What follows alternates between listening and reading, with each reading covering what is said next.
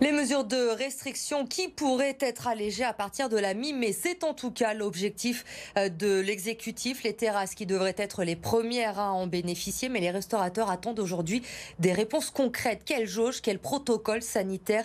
Ils veulent avoir le temps de se préparer. Octavie Couchard et Lucine Olorgue.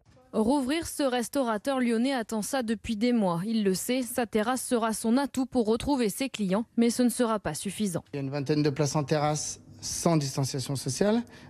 Si à l'heure actuelle il fallait mettre un peu de distanciation, je pense qu'on passerait à une dizaine de couverts. Il suffit qu'on réouvre au mois de mai ou mi-mai et qu'il ne fasse pas beau, qu'est-ce qu'on fait?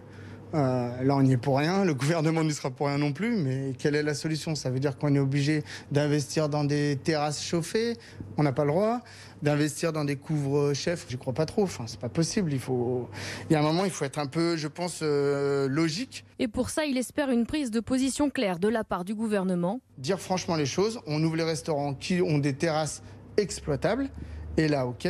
Et ceux qui n'ont pas de terrasse exploitable ou pas de terrasse du tout ont le droit de rester fermés. Des restaurateurs qui s'interrogent pour la reprise, il y en a beaucoup. En revanche, ceux qui garderont le rideau baissé, il n'y en aura pas tant que ça, selon les représentants de la profession.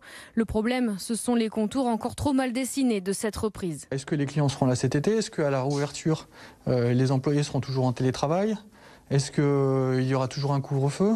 Les gens eux-mêmes se questionnent sur la façon de rouvrir, le potentiel vraiment à travailler et à être rentable. À moins d'un mois du 15 mai, les incertitudes sont encore bien trop nombreuses. Pour ce syndicat, il ne faudra pas tarder à accélérer les choses pour que chaque restaurant puisse s'organiser et se relancer correctement.